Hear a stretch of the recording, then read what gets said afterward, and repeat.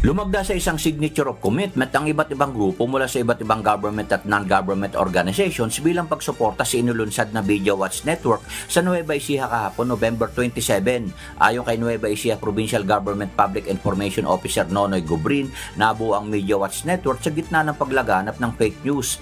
Anya sila ang nasa pinakamainam na posisyon para bumuo ng ganitong pagkilos at mag-imbita ng iba't ibang stakeholders upang labanan at sugpuin ang misinformation, disinformation at fake news.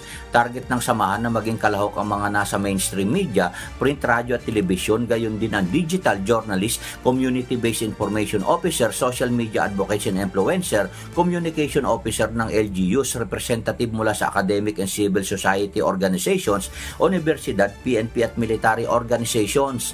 Ayon kay Gobrin, madalas na pinagmumulan ng paglaganap ng peking balita ang social media kung saan mabilis ang palitan ng impormasyon kahit walang verification process. Walang regulasyon at kahit sino ay maaari maglabas ng impormasyon o mag-vlog ng walang kontrol. Sa ilalim ng programa, mag-identify ang grupo ng mga points of collaboration tulad ng training at education. Sa pamamagitan ng webpage ng Media Watch Network, magsisilbi rin itong hub kung saan maaari magbahagi ng impormasyon at ma-plug down ang mga network na lumalabas na nagkakalat ng kaduda-dudang istorya. Kaya doon sa General Program of Action, tapping various experts on particular fields, mapa-church man yan, mapa-academe, mapa-police, etc. Pwede nating pag-ugnay-ugnayin at magturo ng mga kinakailangang basic knowledge and information regarding fighting for fake news or disinformation. Kaya may training and education na component. So primarily, ang talagang kailangan nating immediately mahagip dito sa kampanya natin against fake news are those people who are engaged in social media. Dagdag pa ni Gubrin, dahil lahat ay apektado, dapat maging matalino ang publiko sa pagkilatis ng balita, alamin kung sino ang nagsasalita, saan ito galing, at kung mapatunayang wala namang basya ng impormasyon, ay huwag nang maniwala at huwag na itong i-share.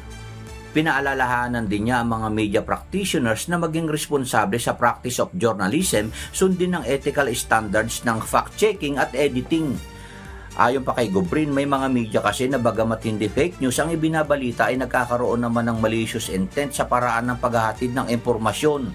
Nakapaloob din sa program of action ng grupo ang pagpapalawak ng network sa pamamagitan ng networking sa iba't ibang lugar sa bansa maging sa ibayong dagat at paghikayat sa responsableng pamamahayag sa paglaban sa fake news. Nagpahayag din ng suporta ang Integrated Bar of the Philippines at ang Cybercrime Division ng Nueva Ecija Police Provincial Office.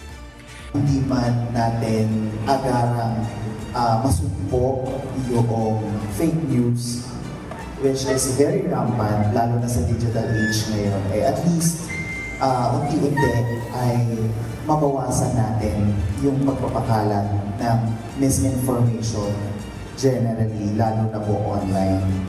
Karaniwan po nakikita ang fake news sa ating social media platforms, but mostly sa Facebook. Pero karaniwan po, ginagawa po yan ng mga dummy account, mga fake accounts. Paalala po sa ating mga kasambahay, ugaliin po natin mag-fact checking. Tingnan po natin ng mga legitimate website and Facebook pages ng mga government agencies po natin.